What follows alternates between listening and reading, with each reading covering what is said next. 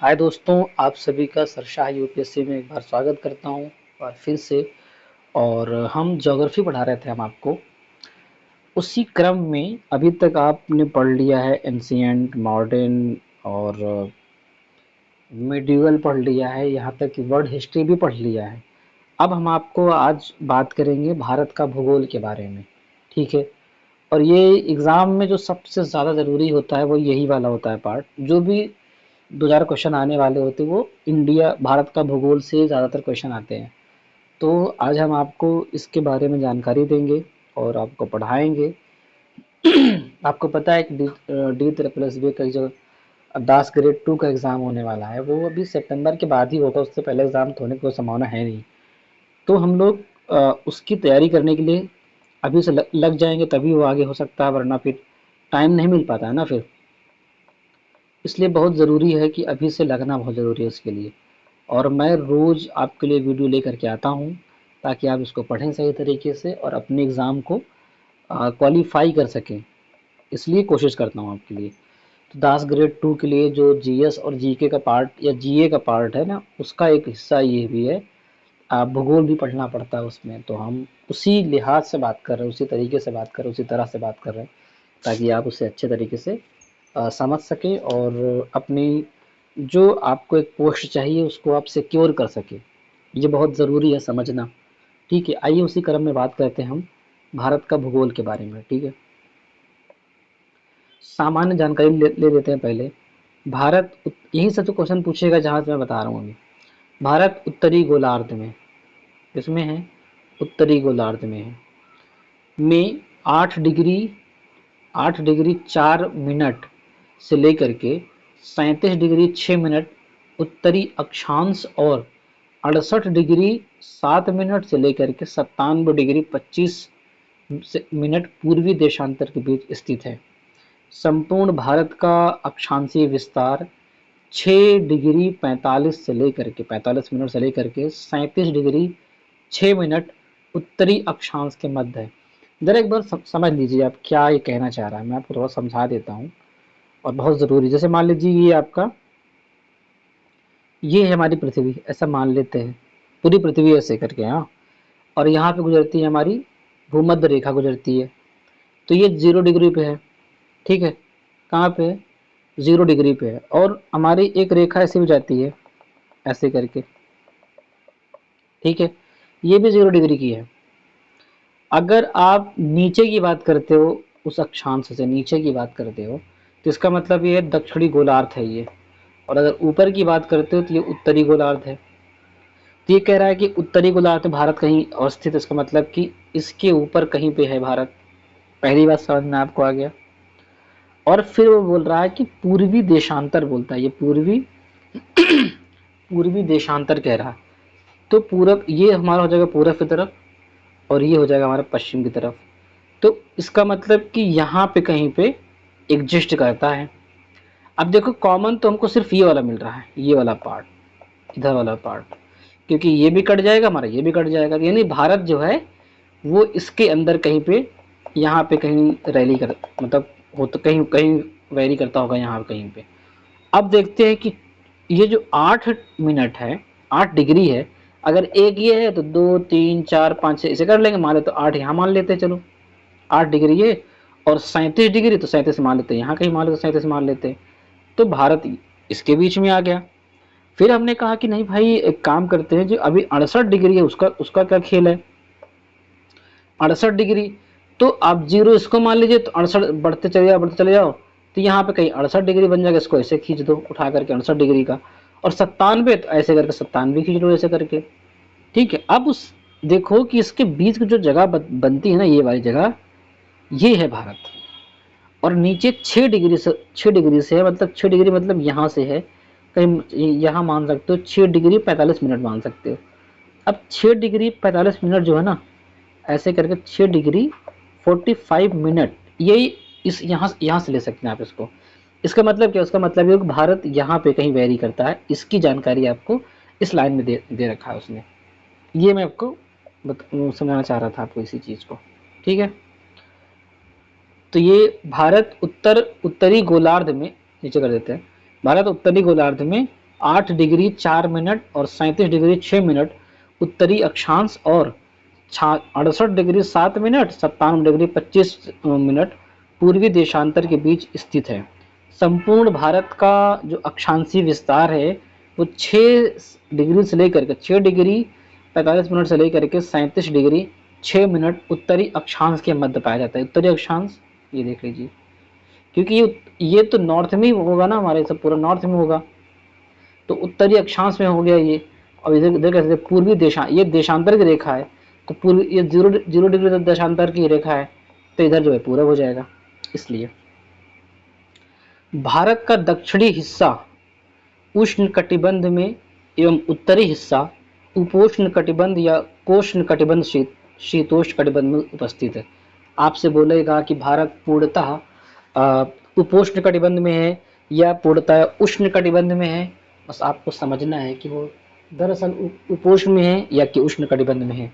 तो यहाँ साफ साफ लिखा हो, जो भारत का दक्षिणी हिस्सा है वो आपको मिल जाता है कहाँ पे, उष्ण कटिबंध में मिलता है एवं जो उत्तरी हिस्सा है वो उपोष्ण कटिबंध कह सकते हो या कोष्ण कटिबंध, कोष्ण शीतोष्ण कटिबंध भी बोलते हैं उसको, कोष्ण शीतोष्ण कटिबंध बोलते हैं या उपोष्ण कटिबंध बोल सकते हो आप, इन दोनों के एक ही नाम है, में स्थित है। भारत का क्षेत्रफल आप बचपन से याद किए होंगे, 32,87,263 वर्ग किलोमीटर। आप बार बार बोलते हैं 32,87,263। एक मोबाइल नंबर तरह इसको याद कर सकते हो आप, बड़ा ज़रूरी है इसको याद करना। ऐसा ये जो हमारा, ये देखिए जो इसके बाद का फैक्ट है, कह रहा है कि क्षेत्रफल की दृष्टि में भारत विश्व का 7वां सबसे बड़ा देश है और जनसंख्या के दृष्टिकोण से यह विश्व का दूसरा सबसे बड़ा देश है। अभी आपको याद हो, इसी में हम लोग पढ़ रहे थे एक जगह पे जहाँ पे लिखा था कि भारत जो है पहला देश है जनसंख्या की दृष्टि से, तो वहाँ गलत था। मैंने आपको बताया था कि उसे हम चेक करेंगे, लेकिन मुझे पता था कि वो आगे आएगा तो हम आपको बता देंगे फिर से। तो जनसंख्या की दृष्टि से यह विश्व का दूसरा सबसे बड़ा देश होगा और विश्व में 7वां सबसे बड़ा देश है क्षेत्रफल की दृष्टि से। ठीक है, तो क्षेत्रफल की दृष्टि से भारत से जो 6 सबसे बड़े राज्य हैं वो कौन कौन सबसे बड़े देश हैं, तो सबसे बड़ा देश है रसिया, जिसको बोलते हैं रूस, फिर है कनाडा, फिर है चाइना, संयुक्त राज्य अमेरिका, ब्राज़ील और ऑस्ट्रेलिया। ये 6 देश हैं जो भारत से बड़े हैं और 8वां देश है अर्जेंटीना, जो भारत से तुरंत छोटा देश है वो। भारत का क्षेत्रफल संपूर्ण विश्व के क्षेत्रफल का लगभग 2.42% है, जबकि इनकी जनसंख्या संपूर्ण विश्व की 17.5% है। इसका मतलब कि पूरे दुनिया में जो जगह है, सब जगह को अगर 100 भागों में बांटोगे तो उसमें 2.42% भाग इंडिया का होगा। और अगर मान लीजिए कि पूरी दुनिया की जो जनसंख्या सबको इकट्ठा कर दो, ऐसे करके इकट्ठा करो यहीं पे सब दुनिया जनसंख्या को, और उस जनसंख्या को जो है 100 भागों में बांट दो। 100 भागों में बांटने के बाद आप देखोगे कि जो 17.5 भाग है वो इंडिया का होगा, इंडिया के लोग होंगे। ये 2011 की जनगणना के अनुसार ऐसा हुआ है। अभी 2026 जनगणना 2020 वाले जो जनगणना होने वाली थी वो कोविड-19 की वजह से उसको पोस्टपोन कर दिया गया था। अभी 26 में हो रही जनसंख्या जनगणना होना शुरू हो चुकी है, तो बहुत जल्दी काम शुरू हो जाएगा। तो उसका जो नया आंकड़ा आएगा वो देखेंगे कितना वेरी करता है इंडिया के लोग कहाँ। कुछ चौंकाने वाले तो डेटा हमारे सामने ज़रूर आएंगे। आप लोग बिल्कुल तैयार रहिएगा उस डेटा के लिए, बहुत ही ज़रूरी है जानना वो डेटा। जनसंख्या की दृष्टि से विश्व के 8 बड़े देश कौन कौन से हैं? चीन हुआ, भारत हुआ, आपको पता है, संयुक्त राज्य America, Indonesia, Brazil, Pakistan, Bangladesh एवं रूस। ये सब ऐसे देश हैं जो जनसंख्या की दृष्टि से सबसे बड़े देश हैं। ठीक है, भारत का उत्तर से दक्षिण में विस्तार अगर आप देखोगे तो 3214 किलोमीटर है। अगर आप उत्तर यहाँ पे दक्षिण यहाँ पे, तो इसकी जो दूरी है ना वो 3214 किलोमीटर है। लेकिन अगर आप पूरब से पश्चिम देखते हो, ये पूरब है ये पश्चिम है, तो ये 2933 किलोमीटर है। ठीक है, और भारत की स्थल सीमा की लंबाई जो है 15,200 किलोमीटर है, जो स्थल सीमा की लंबाई है। और इसके तटीय भाग की लंबाई 7,516.6 किलोमीटर है, परंतु मुख्य भूमि के तटीय भाग की लंबाई जो है वो 6100 किलोमीटर है। और अभी अगर ये बदल चुका है तो इस फैक्ट को फिर से आपको देखना पड़ेगा, और ये फैक्ट अभी किसी काम का है नहीं, लेकिन मैंने पढ़ दिया आपको जानने के लिए। कभी इससे भी कम कर पूछ ले समझ लेना कि गड़बड़ किया, अभी थोड़ा चेंज कर दिया है ना, तो इसलिए ऐसा ऐसा हो रहा है। तो जो नई बुक्स अभी आएंगी तो उसमें इस बात को फिर से जिक्र किया जाएगा। भारत समुद्र में भारत की जो प्रादेशिक सीमा है वो 12 समुद्री मील तक है। ये एक समुद्री मील मतलब 1 किलोमीटर लेकर थोड़ा सा 1.2 1.4 ऐसे कुछ होता है, लगभग 1.5 किलोमीटर नहीं होता है और 1 किलोमीटर भी नहीं होता। 1 किलोमीटर 1.5 किलोमीटर बीच में कहीं भी वेरी करता है एक समुद्री मील, ठीक है। और भारत के 7 पड़ोसी देशों के साथ सीमाओं की लंबाई देखना है, तो ये क्वेश्चन पूछता रहता है। सबसे ज़्यादा बांग्लादेश की सीमा लगती है 4096.7 किलोमीटर 7 किलोमीटर तक होती है। इसमें कौन कौन से राज्य शामिल हैं, तो पश्चिम बंगाल है एक राज्य, उसके बाद त्रिपुरा है, मेघालय है, मिजोरम है और असम है। इसका मतलब 1 2 3 4 5। तो बांग्लादेश से लगने वाली जो सीमा है वो 5 राज्य लगते हैं और लगभग 4096.7 किलोमीटर लंबाई उसकी होती है।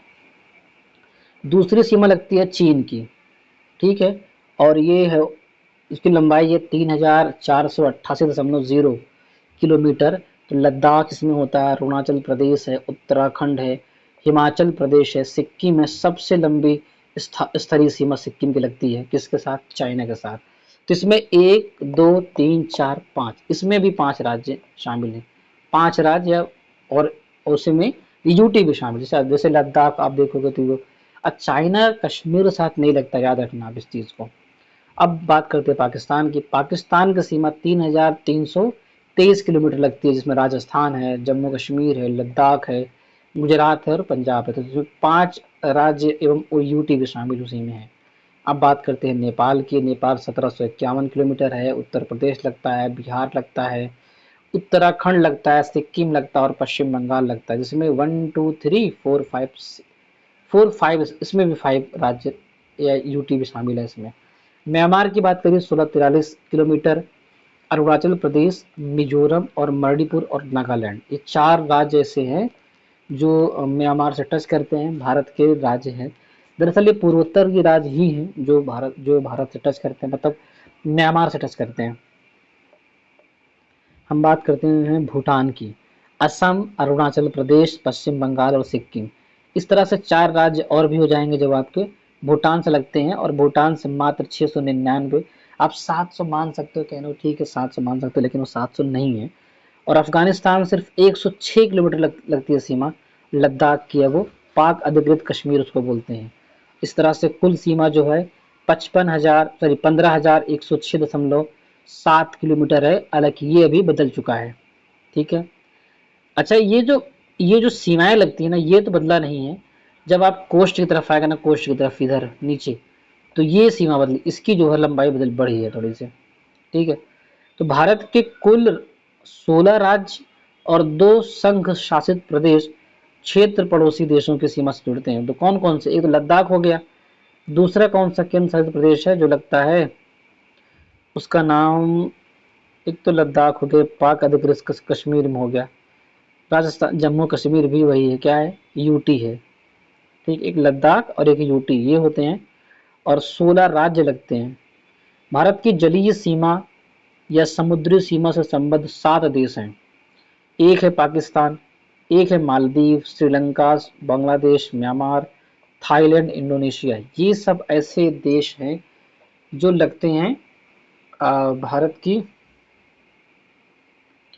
की स्थलीय जलीय सीमा है वो, ठीक है। आगे आते हैं, अब देखते हैं पड़ोसी देशों से लगा सबसे लंबा संबद्ध राज्य। ऐसा कौन सा राज्य है जो पड़ोसी देशों से लगता है और सबसे लंबा है। तो बांग्लादेश, अगर आप देख रहे हो एक देश को, तो पश्चिम बंगाल जो है ना सबसे ज़्यादा जोड़ता है बांग्लादेश से, और लगभग 2216.7 किलोमीटर की दूरी पर लगता है ये। उसके बाद नेपाल की बात करेंगे तो उत्तर प्रदेश लगता है 651 किलोमीटर। फिर म्यांमार की बात करोगे तो अरुणाचल प्रदेश लगता है 520 किलोमीटर। और फिर भूटान की अगर बात करोगे तो असम लगता है 267 किलोमीटर। उसी प्रकार से अगर पाकिस्तान बात करोगे तो राजस्थान लगता है 1170 किलोमीटर। फिर चीन की बात करोगे तो चीन से लगता है अरुणाचल प्रदेश लगभग 1080 किलोमीटर। तो सबसे ज़्यादा लगता है किसके साथ, चाइना के साथ, जो लंबी सीमा साझा करती है। ठीक है। भारत की जल एवं स्थल सीमा से लगे देश बांग्लादेश, म्यांमार और पाकिस्तान है। 3 देश ऐसे हैं जब जल और स्थल दोनों से लगते हैं, तो उसमें भारत, म्यांमार और पाकिस्तान तीनों आता है। भारत का सबसे दक्षिणी बिंदु इंदिरा पॉइंट है। यह बृहत यानी ग्रेट निकोबार द्वीप में स्थित है। ठीक है। पहले इसका नाम था पिगमिलियन पॉइंट था। यह भूमध्य रेखा से 876 किलोमीटर दूर है। ये अगर ये भूमध्य रेखा है उससे सिर्फ 876 किलोमीटर दूर यहाँ पे है ये। भारत के सबसे उत्तरी बिंदु क्या है, वो इंदिरा कोल है, इंदिरा कॉल बोलते हैं, जो लद्दाख में है। काराकोरम जो है पर्वतमाला की सियाचिन मुजताग उपश्रेणी में है ये। सियाचिन पहाड़ी है ना, वहाँ पे है ये इंदिरा कॉल। पश्चिमी बिंदु जो है सरक्रीक है, गुजरात में है। वह पूर्वी बिंदु कीबुतु है, जो कि कहाँ पे है, अरुणाचल प्रदेश में। आपसे पूछेगा एग्जाम में, क्या बताइए अरुणाचल प्रदेश की स्थिति और ये सरक्रीक की स्थिति। तो कीबुतु कभी कभी पूछ लेता है ऐसा ना, कि वो एग्जाम आपको देगा कि भारत का पूर्वी और पश्चिमी पूर्वी और पश्चिमी विस्तार बताइए, सीमा बताइए। तो उसमें एक एक ऑप्शन दिया रहेगा सैकिक और कीबीतु दोनों साथ दिया रहेगा, आपको वो वाला ऑप्शन चुनना पड़ेगा। कोलाबा पॉइंट कहाँ पे है, कोलाबा तो मुंबई में जगह है, तो मुंबई में कोलाबा पॉइंट होगा। और पॉइंट काली मेरे जो है वो तमिलनाडु, कालीकट से आप याद रख सकते हो काली मेरे। एवं पॉइंट पेट्रो जो है जाफना, श्रीलंका की उत्तर पूर्व में स्थित है पॉइंट पेट्रो। तो कभी कभी पॉइंट के बारे में पूछ लेता है, कोलाबा पॉइंट, पॉइंट कालीमेरे, पॉइंट पेट्रो, ये सब पूछ, जाफना में स्थित है। भारत एवं चीन की सीमा को मैकमोहन रेखा कहते हैं। यह रेखा 1914 ईस्वी में शिमला में निर्धारित की गई थी। भारत एवं चीन की सीमा को 3 सेक्टरों में बांटा गया है। काराकोरम रेंज भारतीय उपमहाद्वीप एवं चीन के मध्य एक जल विभाजक बनाती है। 70 किलोमीटर लंबा यह ग्लेशियर काराकोरम में सबसे लंबा है और धरती पर ध्रुवों को छोड़कर दूसरा सबसे लंबा ग्लेशियर है। इसे तीसरा ध्रुव भी कहा जाता है। इसका नाम है काराकोरम रेंज को। भारत और अफगानिस्तान के बीच डूरंड रेखा है, जो 1896 ईस्वी में सर डूरंड द्वारा निर्धारित की गई थी। अब यह रेखा अफगानिस्तान एवं पाकिस्तान के बीच है। भारत एवं पाकिस्तान के बीच रेडक्लिफ रेखा है, जो 15 अगस्त 1947 ईस्वी को सर सीजे रेडक्लिफ के द्वारा निर्धारित की गई थी। भारत और नेपाल के मध्य काली नदी सीमा बनाती है। पटकाई की पहाड़ियाँ भारत को म्यांमार से अलग करती हैं। दक्षिण में श्रीलंका भारत से पाक जल संधि तथा मन्नार की खाड़ी द्वारा अलग होता है। पाक जलडमरू मध्य में ही राम सेतु स्थित है। श्रीलंका के बाद भारत का दूसरा निकटतम समुद्री पड़ोसी देश का नाम है इंडोनेशिया, जो श्रीलंका के सबसे निकट है। श्रीलंका के बाद भारत का दूसरा निकटतम है, जो निकोबार द्वीप समूह के अंतिम द्वीप ग्रेट निकोबार के दक्षिण में स्थित है। कौन, इंडोनेशिया। भारत का मानक समय इलाहाबाद के निकट मिर्जापुर से गुजरने वाली 82.5 डिग्री पूर्वी देशांतर रेखा को माना गया है, जो ग्रीनविच समय से 5.5 घंटा आगे है। और 82.5 डिग्री पूर्वी देशांतर 5 राज्य उत्तर प्रदेश, मध्य प्रदेश, छत्तीसगढ़, उड़ीसा और आंध्र प्रदेश से होकर गुजरती है। 5 राज्यों से गुजरती है। विश्व के देशों में आम सहमति के तहत मानक याम्योत्तर को 7.5 डिग्री देशांतर के गुणक पर चुना गया है। कर्क रेखा लगभग भारत के मध्य से गुजरती है। यह 8 राज्यों से होकर गुजरती है। आपको ये याद रखना, 8 राज्यों से होकर गुजरती है। राजस्थान, गुजरात, मध्य प्रदेश, छत्तीसगढ़, झारखंड, पश्चिम बंगाल, त्रिपुरा और मिजोरम है।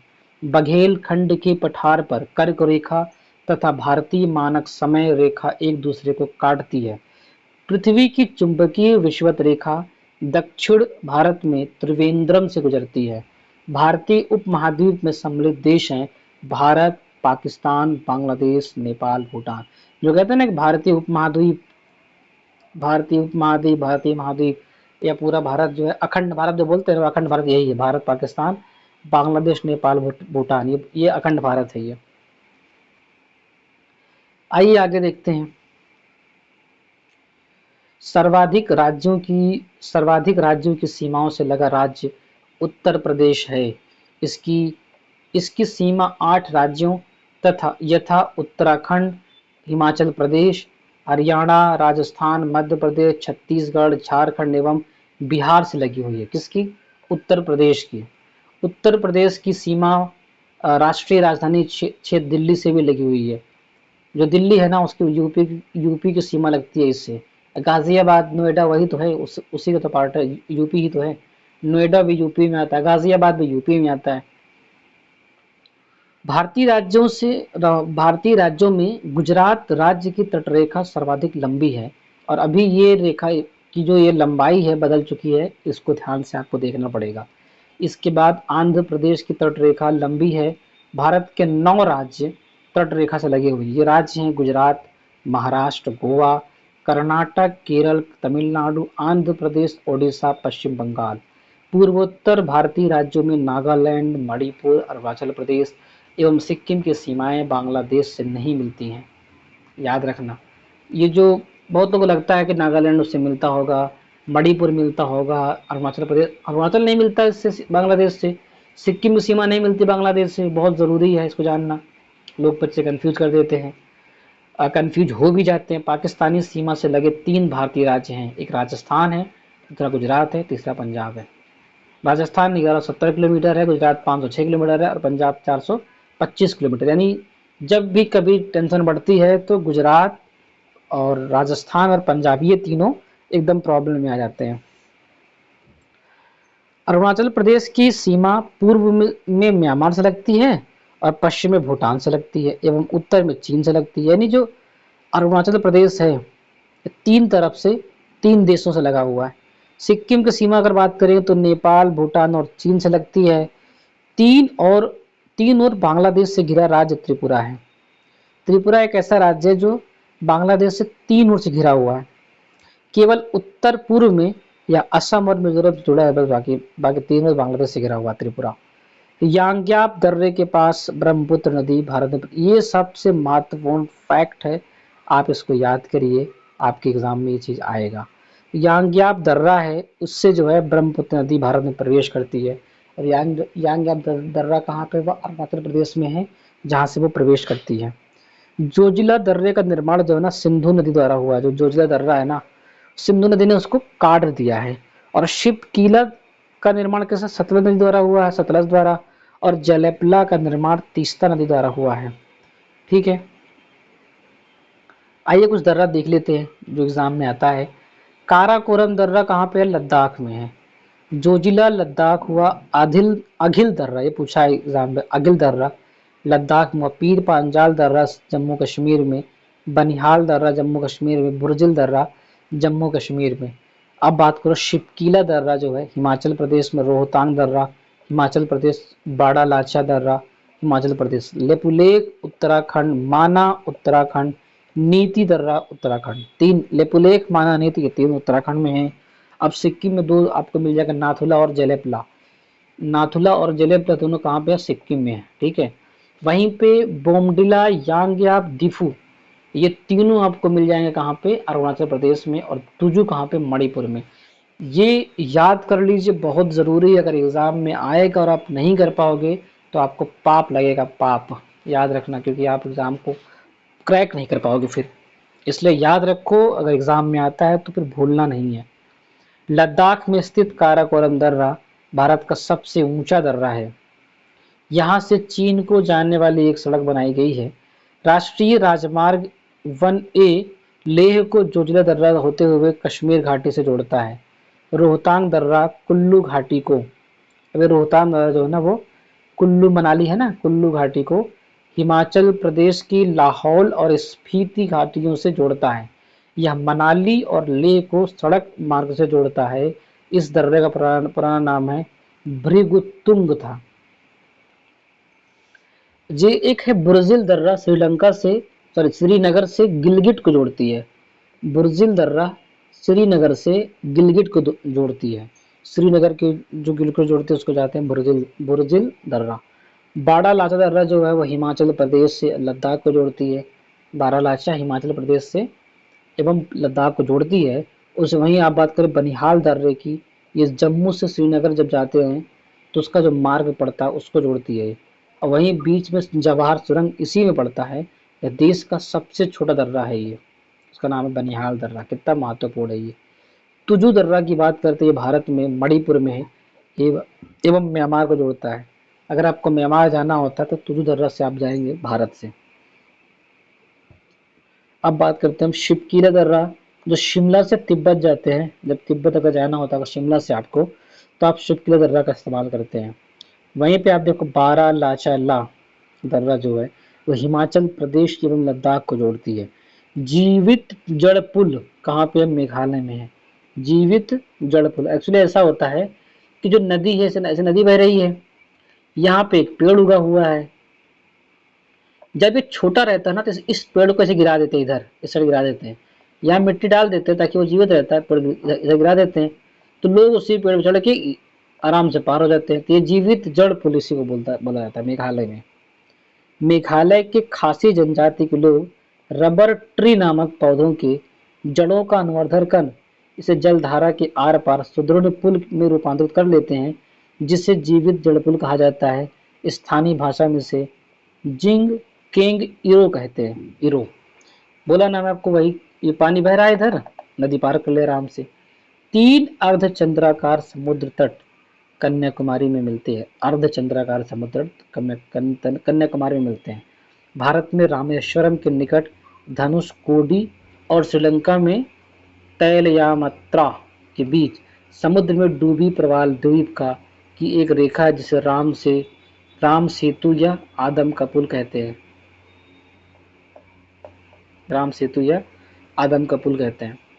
जाफना जो है वो तमिल बहुल शेष श्रीलंका से एलिफेंटा दर्रे द्वारा जुड़ा हुआ है।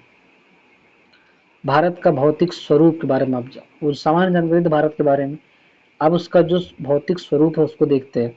देश के कुल क्षेत्रफल के 10.7% भाग पर उच्च पर्वत श्रेणियां हैं, जिनकी ऊंचाई समुद्र तल से 2135 मीटर या उससे अधिक है। 305 मीटर से 2135 मीटर की ऊंचाई वाली पहाड़ियां 18.6% भूभाग पर फैली है। 23% भूभाग पर विस्तृत मैदान का विस्तार है। भौतिक रचना तथा धरातल के स्वरूप के अनुसार भारत को 5 भागों में बांटा गया है। एक है उत्तरी पर्वतीय मैदान, दूसरा है विशाल मैदान, तीसरा है प्रायद्वीपीय पठार, चौथा है मरुस्थलीय प्रदेश, पांचवा समुद्र तटीय प्रदेश। एक्चुअली इसको पढ़ने के लिए ऐसा करते हैं ताकि हम आसानी से पढ़ सकें उसको बांट बांट के, बस इसीलिए ऐसा करते हैं। भूवैज्ञानिक के मतानुसार हिमालय का जो निर्माण है ना, भूसन्नति सिद्धांत के अनुसार टेथिस सागर की उथली भूमि पर हुआ है। भूसन्नति सिद्धांत सबसे पहले अमेरिकी भूवैज्ञानिक जेम्स हॉल और जेम्स डी डाना ने प्रस्तुत किया था। बाद में जर्मन भूवैज्ञानिक लियोपोल्ड कोबर ने इस सिद्धांत को विस्तार से समझाया गया। भूसन्नति अब एक पुरानी अवधारणा है और आधुनिक भूविज्ञान में प्लेट टेक्टोनिक ने इसकी जगह ले ली है। यानी जो बात करते हैं भूसन्नति की बात करते हैं हम, अब उसके अलावा हम इसकी बात करेंगे प्लेट टेक्टोनिक की, वो पुरानी हो जाएगी, ये नई है। हैरी हेस के प्लेट विवर्तनिकी सिद्धांत के अनुसार हिमालय का निर्माण भारतीय प्लेट एवं यूरेशियन प्लेट के टकराव का परिणाम है। हैरी हेस कहते हैं कि जो प्लेट विवर्तनिकी सिद्धांत है वो हिमालय का निर्माण जो है ना भारतीय प्लेट और यूरेशियन प्लेट के टकराव का परिणाम है। और हिमालय की जो पर्वत श्रेणियां उपमहाद्वीपीय पठार की ओर उत्तल एवं तिब्बत की ओर अवतल हो गई हैं। आपको ये भी देखो, जो हिमालय की पर्वत श्रेणियां है ना, वो जो प्रायद्वीपीय पठार की है, और अगर देखेंगे आप तो उत्तल यानी उठा हुआ है, और तिब्बत की ओर देखेंगे नॉर्थ की साइड में तो अवतल हो गई है। उत्तर के पर्वतीय क्षेत्र को 4 प्रमुख समानांतर पर्वत श्रेणियों में बांटा जा सकता है। जो उत्तर के पर्वतीय क्षेत्र है, पहला बोला जाता है ट्रांस हिमालय क्षेत्र।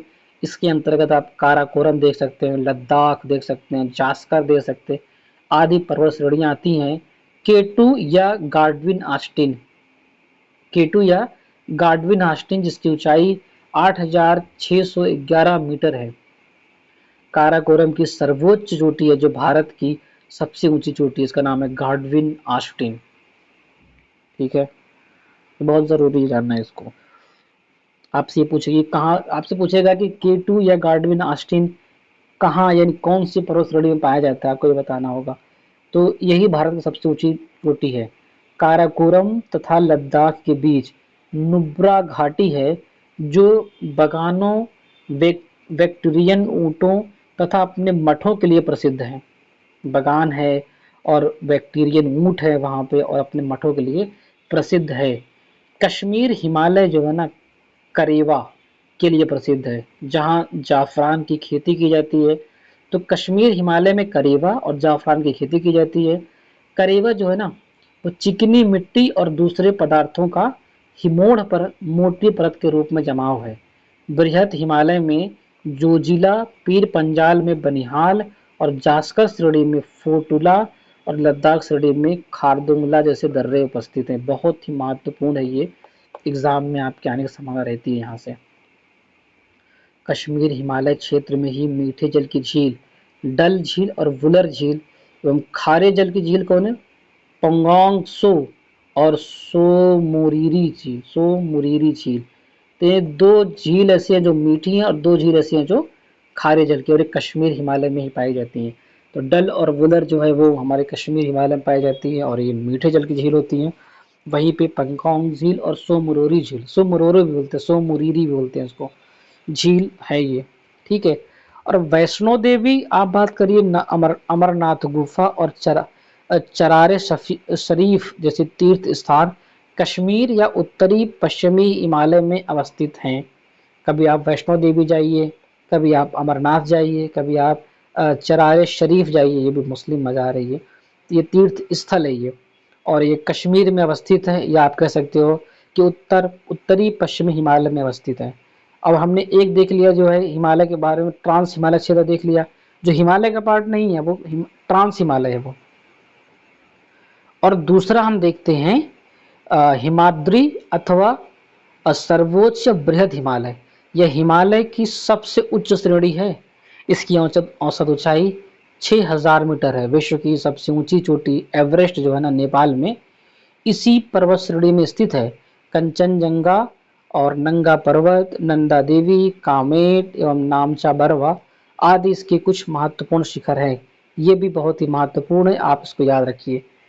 बृहद हिमालय लघु हिमालय से मेन सेंट्रल थ्रस्ट से अलग होता है, यानी मतलब वो सिर्फ एक बाउंड्री बना रखता है। अब तीसरा देखते हैं हिमाचल श्रेणी या लघु या मध्य हिमालय।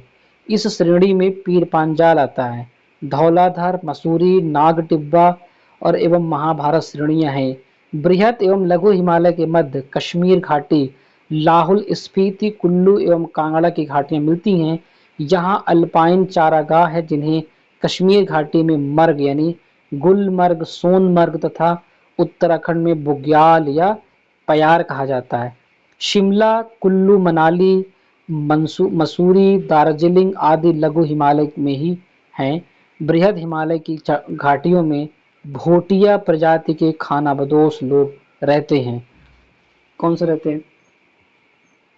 जो ग्रीष्म ऊपर कटा है कि नीचे से, अगर देखते हैं एक बार,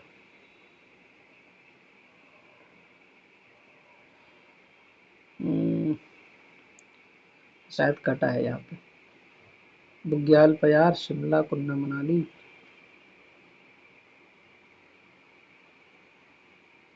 कहाँ चला गया? यही वाला है, फूलों की घाटी वाला।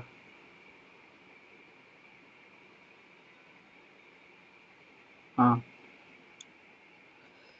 जो ग्रीष्म ऋतु में ऊपर बुग्याल में चले जाते हैं और शरद ऋतु में नीचे घाटियों में लौट आते हैं। प्रसिद्ध फूलों की घाटी इसी पर्वतीय क्षेत्र में स्थित है, और ये गंगोत्री, यमुनोत्री, केदारनाथ, बद्रीनाथ, हेमकुंड, ये सब आपको कहाँ मिल रहा है? हेमकुंड, साहिब इसी इलाके में अवस्थित हैं। साहिब इसी इलाके में है। कौन से इलाके में? वो हिमाचल श्रेणी में है, अवस्थित है। ठीक है, आइए अब आगे देखते हैं।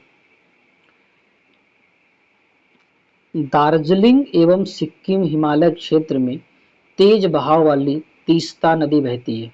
कहाँ पे? दार्जिलिंग और सिक्किम में तीस्ता वहां बहती है। और कंचनजुंगा जैसी ऊंची चोटी और गहरी खाइयां पाई जाती हैं। इन पर्वतों के ऊंचे शिखरों पर लेपचा जनजाति रहती है। यहाँ की प्राकृतिक दशाओं जैसे मध्यम ढाल, गहरी व जीवाश्म युक्त मिट्टी, संपूर्ण वर्ष वर्षा का होना, मंद शीत ऋतु होने के कारण अंग्रेजों ने यहाँ चाय बागान लगाए हैं। लघु हिमालय शिवालिक से मेन बाउंड्री फॉल्ट के द्वारा अलग होती है। अब बात करते हैं हम शिवालिक की, अर्थात निम्न या बाह्य हिमालय। यह हिमालय का नवीनतम भाग है। शिवालिक एवं लघु हिमालय के बीच कई घाटियां हैं, जैसे काठमांडू घाटी। पश्चिम में इन्हें दून या द्वार कहते हैं, जैसे देहरादून। हरिद्वार शिवालिक के निचले भाग को तराई कहते हैं, या शिवालिक के निचले भाग को तराई कहते हैं। हिमालय का नदियों के आधार पर विभाजन, ये बहुत महत्वपूर्ण पूछता ये भी है कि सिडनी बुराड नामक भूगर्भ शास्त्री ने नदियों के आधार पर हिमालय का विभाजन किया है, जो इस प्रकार है। पहले देखते हैं कि पंजाब कह सकते हो या कश्मीर हिमालय कह सकते हो इसको, जो 560 किलोमीटर सिंधु नदी व सतलज नदी के बीच में है। इसको बोल सकते हो सिसप कह सकते हो, सिसप। सी सिंधु, स सतलुज, पंजाब, सिसप। अब कुमायूं हिमालय दूसरा आता है, जो 320 किलोमीटर सतलज नदी और काली नदी के बीच में है। सकाकू बोलते हैं इसको, सकाकू। सतलज काली और कुमाऊं, सकाकू। फिर नेपाल हिमालय की बात करिए तो 800 किलोमीटर काली नदी और तीस्ता नदी के बीच में है। इसको बोलते हैं कतीना, बोलते हैं कतीना, कतीना। काली और तीस्ता और नेपाल, कतीनी। फिर हम पढ़ते हैं असम हिमालय, जो 720 किलोमीटर तीस्ता नदी और दिहांग नदी के बीच पाया जाता है।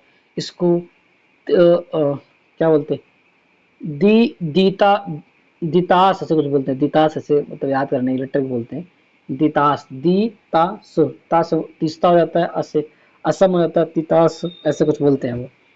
बाकी मतलब एक एक्रोनिम बना लेते हैं कि याद रहे हमें। कश्मीर हिमालय में वैष्णो देवी मंदिर है, अमरनाथ गुफा है, और चरार शरीफ मुस्लिम तीर्थ स्थल स्थित है वहां पे। किसमें? कश्मीर हिमालय में। कुमायूं हिमालय में, जो मुख्य रूप से उत्तराखंड राज्य में स्थित है, कुमाऊं हिमालय। इसकी महत्वपूर्ण चोटियां हैं नंदा देवी कुमाऊं हिमालय में, कामेट, त्रिशूल, बद्रीनाथ, केदारनाथ, बंदरपूछ। तो ये सब कुमाऊं हिमालय में आपको मिलेंगे। नंदा देवी, कामेट, त्रिशूल है, बद्रीनाथ, केदारनाथ और बंदरपूछ है। उत्तराखंड में फूलों की घाटी, दून एवं द्वार घाटी भी कुमाऊं हिमालय के अंतर्गत ही आता है। फूलों की घाटी उत्तराखंड राज्य के चमोली जिले में स्थित है। इसे 1982 ईस्वी में राष्ट्रीय उद्यान घोषित किया गया था। राष्ट्रीय उद्यान, नेशनल पार्क बनाया गया था 1982 ईस्वी में। और 2005 ईस्वी में यूनेस्को द्वारा विश्व धरोहर स्थल के रूप में मान्यता मिली। नंदा देवी राष्ट्रीय उद्यान और फूलों की घाटी राष्ट्रीय उद्यान भौगोलिक रूप से पास पास स्थित हैं। दोनों मिलकर एक संयुक्त यूनेस्को विश्व धरोहर स्थल बनाते हैं। ये दोनों नंदा देवी बायोस्फीयर रिजर्व का हिस्सा हैं। हिमालय की सभी ऊंची चोटियां नेपाल हिमालय के अंतर्गत आती हैं। पश्चिम से पूर्व की ओर इनका क्रम है पश्चिम से पूर्व मतलब ये पश्चिम ये पूरब, ऐसे बढ़िएगा आप आगे इधर। तो धौलागिरी, अन्नपूर्णा, एवरेस्ट, मकालू एवं कंचनजंगा। अरुणाचल प्रदेश की 4 प्रमुख पहाड़ियां हैं, डफला, मिरी, अबोर एवं मिश्मी। यह नाम स्थानीय जनजातियों के नाम पर रखे गए हैं। भारत एवं म्यांमार की सीमा पर स्थित पहाड़ियां जो कि हिमालय के अंतर्गत आती हैं, उसका नाम है पटकोईबुम, अरुणाचल प्रदेश में है। नागा पहाड़ियां नागालैंड में है। लैमा टोल पहाड़ियां मणिपुर में, और मीजो पहाड़ियां आपको मिलेगी मिजोरम में। लैमा टोल के पश्चिम स्थित बराइल की पहाड़ियां असम में स्थित है। एग्जाम में पूछेगा बराइल की पहाड़ियां कहाँ पे है, तो आपको बताना असम में है। खासी पहाड़ी पर ही मेघालय की राजधानी शिलांग एवं चेरापूंजी स्थित है। कहाँ पे? खासी पहाड़ी पर ही स्थित है। मेघालय की राजधानी शिलांग भी है, और चेरापूंजी भी है। चेरापूंजी क्यों फेमस आपको पता ही है, तो करो कमेंट, जानू मैं कहाँ पे फेमस है। मेघालय राज्य में पश्चिम से पूर्व की ओर गारो, खासी एवं जयंतिया की पहाड़ी स्थित है। इन पहाड़ियों के नाम भी स्थानीय जनजातियों के नाम पर रखे गए हैं। गारो, खासी एवं जयंतिया की पहाड़ियों को सम्मिलित रूप से शिलांग का पठार कहते हैं। शिलांग का पठार हिमालय का हिस्सा नहीं है, ये आपको याद रखना है। शिलांग का पठार जो है वो हिमालय का हिस्सा नहीं, यानी गारो, खासी, जयंतिया हिमालय का हिस्सा नहीं है। शिलांग पठार के उत्तर पूर्व में असम राज्य में रेंगमा व मिकिर की पहाड़ियां पाई जाती हैं। ये पहाड़ियां प्रायद्वीपीय भारतीय पठार का हिस्सा हैं। हिमाचल प्रदेश के 9 राज्यों एवं 2 केंद्र शासित प्रदेशों में फैली है। हिमालय जो है भारत के 9 राज्य एवं 2, ये पूछता है आपसे कि हिमालय का फैलाव या विस्तार कहाँ कहाँ है, तो आप बोलना 9 राज्य में और 2 केंद्र शासित प्रदेश में। जम्मू कश्मीर, लद्दाख 2 हो गया केंद्र शासित प्रदेश हो गया, और हिमाचल प्रदेश, उत्तराखंड, सिक्किम, अरुणाचल प्रदेश, मेघालय और नागालैंड। 1 2 3 4 5 6 7, एक और है, ढूंढते हैं उसको, कहाँ चला गया वो। एक और कौन सा है, अरावली पहाड़ियाँ जो है, रेंगमा हो गई। कहीं उत्तर प्रदेश तो नहीं है, उत्तर प्रदेश तो नहीं होगा जहाँ तक मुझे लगता है।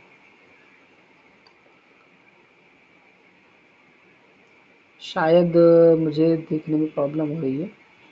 खैर, आप याद रखिएगा कि 9 राज्य हैं, अभी 2 इधर और आएंगे, 2 राज्य जो कट गया है उधर से, नहीं तो मैं आपको बता देता हूँ कौन से 2 राज्य हैं।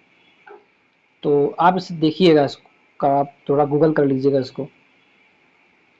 फिर हम बात करते हैं उत्तरी भारत का मैदान के बारे में, जिसको जानना बहुत ज़रूरी है कि उत्तरी भारत का मैदान जो है, क्योंकि वो बांटा गया था ना उसमें। आइए देखते हैं उत्तरी भारत का मैदान। उत्तरी भारत का मैदान जो है, सिंधु, गंगा और ब्रह्मपुत्र नदियों द्वारा बहाकर लाए गए जलोढ़ निक्षेप से बना है। इस मैदान की पूर्व से पश्चिम लंबाई लगभग 3200 किलोमीटर और औसत ऊंचाई लगभग 150 लेकर 300 किलोमीटर तक है। उत्तर से दक्षिण दिशा में उत्तरी भारत के मैदान को 3 भागों में बांट सकते हैं, एक भाबर, दूसरा तराई, तीसरा जलोढ़। अब भाबर को देखिए, ये 8 से 10 किलोमीटर चौड़ी पतली पट्टी है जो शिवालिक गिरिपात के समानांतर फैली है। हिमालय पर्वत श्रेणियों से बाहर निकलती नदियां यहाँ पर भारी एवं बड़े शैल और गोलाश्म यानी गोल चिकना पत्थर जमा कर देती हैं और कभी कभी स्वयं इसी में लुप्त भी हो जाती हैं। दूसरा है तराई। भाबर के दक्षिण में तराई क्षेत्र है जिसकी चौड़ाई 10 से लेकर के 20 किलोमीटर है। भाबर क्षेत्र में लुप्त नदियां इस क्षेत्र में धरातल पर निकलकर प्रकट हो जाती हैं। बड़ी इंपॉर्टेंट है ये वाली, प्रकट हो जाती हैं। यहाँ नदियों की निश्चित वाहिकाएं नहीं होती हैं। ये क्षेत्र अनूप यानी जल से घिरा हुआ दलदली बन जाते जिसे तराई कहते हैं। यह क्षेत्र प्राकृतिक वनस्पति से ढका रहता है और विभिन्न प्रकार के वन्य प्राणियों का घर होता है। अब बात करते हैं जलोढ़ की। तराई से दक्षिण में मैदान है जो पुराने और नए जलोढ़ से बना होने के कारण बांगर और खादर कहलाता है। उत्तर भारत के मैदान में बहने वाली नदियां अपने मुहाने पर बड़े बड़े डेल्टा का निर्माण करती हैं, जैसे सुंदरबन डेल्टा। सामान्य तौर पर यह एक सपाट मैदान है जिसकी समुद्र तट से औसत ऊंचाई 50 से लेकर के 100 मीटर है। हरियाणा एवं दिल्ली सिंधु और गंगा नदी तंत्रों के बीच जल विभाजक का काम करती है। अरावली की पहाड़ियां सबसे पुरानी प्री कैम्ब्रियन काल की चट्टानों से बनी हैं। इसका विस्तार उत्तर पूर्व से दक्षिण पश्चिम दिशा में है। इसकी कुल लंबाई 692 किलोमीटर मानी जाती है, जो दिल्ली से शुरू होकर हरियाणा, राजस्थान होते हुए गुजरात के पालनपुर तक जाती है। इसका अधिकांश भाग राजस्थान राज्य में स्थित है। राजस्थान में इसका सर्वाधिक विस्तार जयपुर में और न्यूनतम विस्तार अजमेर में है।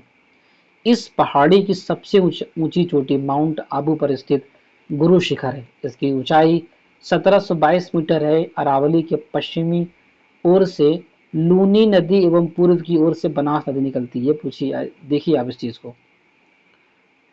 ये जो फैक्ट है ना, ये बहुत महत्वपूर्ण फैक्ट है, ये पूछेगा एग्जाम में आपसे कि अरावली के पश्चिम की ओर से देखोगे तो निकलती है लूनी नदी निकलती है, लूनी नदी निकलती है, और पूर्व की ओर बनास नदी निकलती है, यानी इधर जाएगी लूनी और इधर जाएगी बनास।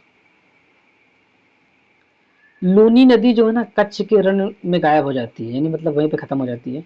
और बनास नदी का जो उद्गम है वो राजसमंद जिले में कुंभलगढ़ से 5 किलोमीटर दूर अरावली पर्वतमाला की खमनोर पहाड़ियों के वीरों का मठ नामक स्थान से निकलती है, उसका नाम वीरों का मठ। फिर वैसी नदी जो जमीन में ही लुप्त हो जाती है उसको बोलते हैं द रिवर ऑफ इफेर इफेमेरल, बोलते हैं उसको इफेमेरल, मतलब उसकी कब्रगाह वहीं पे है। या उसको बोलते हैं अंतः स्थलीय प्रवाह बोलते हैं उसको, अंतरास्थलीय नदियां बोलते हैं उसको, अंतरास्थलीय नदियां। मालवा का पठार पश्चिमी मध्य प्रदेश एवं दक्षिण पूर्व राजस्थान राज्य में है, इसको बोलते हैं मालवा का पठार। पश्चिमी मध्य प्रदेश एवं दक्षिण पूर्व राजस्थान में है। यह ज्वालामुखी चट्टानों का बना हुआ है। यह पठार जो है ना त्रिभुजाकार है और इसकी ढाल उत्तर पूर्व की ओर है, ये नॉर्थ ईस्ट की तरफ है। इसके उत्तर में विंध्याचल विंध्याचल पर्वतमाला, दक्षिण में सतपुड़ा, पश्चिम में गुजरात की सीमा एवं पूर्व में बुंदेलखंड की उच्च भूमि है। यहाँ काली मिट्टी पाई जाती है जो कपास एवं सोयाबीन की खेती के लिए प्रसिद्ध है। मालवा के पठार की सबसे ऊंची चोटी उसका नाम है सिगार, जिसकी ऊंचाई 881 मीटर है। इस पठार से निकलने वाली प्रमुख नदियां चंबल निकलती है, बेतवा निकलती है, शिप्रा निकलती है, शिप्रा बोल सकते हो, सिपरा बोल सकते हो, और काली नदी निकलती है, पार्वती आदि सब नदियाँ निकलती हैं। वहीं पे आप आओ माही नदी के बारे में, थोड़ा सा जानकारी लो ना माही नदी के बारे में। माही नदी इस पठार के पश्चिमी भाग से प्रवाहित होती हैं।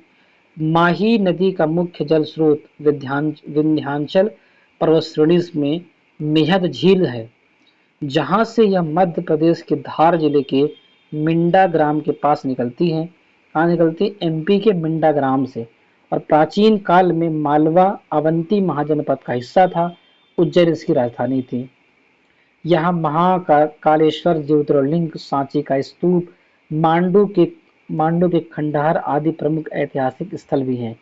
कर्क रेखा की बात करें तो कर्क रेखा जो है मालवा के पठार को दो हिस्सों में बांट देता है, उसको बोलते हैं कर्क रेखा। यानी मालवा का पठार जो है उसको दो भागों में बांटने वाला काम करता है, कर्क रेखा करता है ये। वहीं पे हम आगे देखेंगे कि विंध्याचल का पठार जो है ना वो झारखंड, उत्तर प्रदेश और दक्षिण पूर्व राजस्थान राज्य में है। यह परतदार चट्टानों का बना है।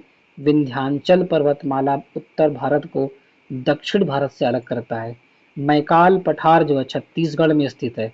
मैकाल पठारी का सर्वोच्च शिखर जो है अमरकंटक में है। यह पुरानी चट्टानों का बना एक ब्लॉक ब्लॉक पर्वत है। आपको बता चुके हैं ब्लॉक पर्वत किसको कहते हैं। एक पठार है, इसका भाग और इसका भाग नीचे गिर गया, अपने आप ये दिखा ऊपर दिखने लगा ऐसा, या नीचे वाला भाग जो है गिर जाता है, दोनों में से कौन सा ही है। ये जो बीच वाला पार्ट है वो गुजर जाता है अंदर, और इधर इधर लगता है कि ऐसे बन गया वो, इसको बोलते हैं ब्लॉक पर्वत। तो मैकाल पठार जो छत्तीसगढ़ में है वो ब्लॉक पर्वत है। ये पुरानी चट्टान का बना हुआ है। इसके पश्चिम की ओर नर्मदा नदी, उत्तर की ओर सोन नदी और दक्षिण की तरफ महानदी। ये सोन नदी है, और एक आपको पता होना चाहिए कि जो फ्रांस में बहती है उसका नाम सीन नदी है। याद रखना इस चीज को, कभी भी एग्जामिनर आपसे पूछेगा आपको बताना पड़ेगा। छोटा नागपुर पठार, छोटा नागपुर स्थित रांची का पठार संप्राय मैदान का उदाहरण है। छोटा नागपुर पठार को भारत का रूर खनिज भंडार की दृष्टि से यह भारत का सबसे संपन्न भी कहा जाता है। याद रखिएगा आप इस चीज को, छोटा नागपुर स्थित रांची का पठार संप्राय मैदान का एक उदाहरण है, संप्राय मैदान का उदाहरण है ये। और छोटा नागपुर पठार को भारत का रूर यानी खनिज भंडार की दृष्टि से यह भारत का सबसे संपन्न, भारत का रूर भी कहा जाता है। सतपुड़ा की पहाड़ियां मध्य प्रदेश राज्य में स्थित है। सतपुड़ा की पहाड़ियां यह ज्वालामुखीय चट्टानों से बनी हैं। जो सतपुड़ा की पहाड़ियां हैं वो ज्वालामुखी चट्टानों से बनी हैं। इनकी सबसे ऊंची चोटी जो है उसका नाम है धूपगढ़ी, यानी सतलज कह रहा हूँ, सतपुड़ा की जो पहाड़ी है उसकी जो सबसे ऊंची चोटी उसका नाम है धूपगढ़ी, और ये ज्वालामुखी चट्टानों से बनी हुई है, ज्वालामुखी चट्टानों से का उदाहरण है ये। जो धूपगढ़ी है जो महादेव पर्वत पर स्थित है। धूपगढ़ी कहाँ पे है? सतपुड़ा की पहाड़ी में पहाड़ी पर्वत महादेव पर्वत, उसी महादेव पर्वत पर जो सबसे ऊंची चोटी है धूपगढ़ी, वो अवस्थित है। और ये सभी ज्वालामुखी चट्टान है।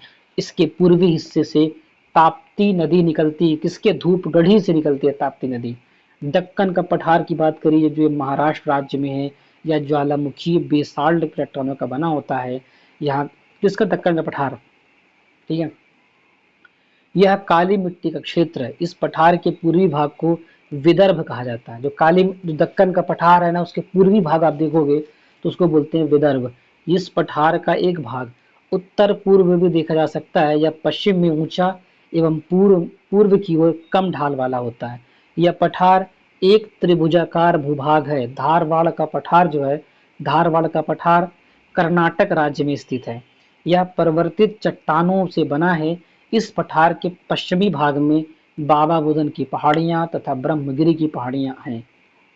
पश्चिमी घाट या पर्वत ताप्ती नदी के मुहाने से लेकर कन्याकुमारी अंतरीप तक लगभग 1600 किलोमीटर में विस्तृत भ्रंश कगार है। इसकी ऊंचाई लगभग 1500 मीटर है, जो कि उत्तर से दक्षिण की ओर उत्तरोत्तर बढ़ती जाती है।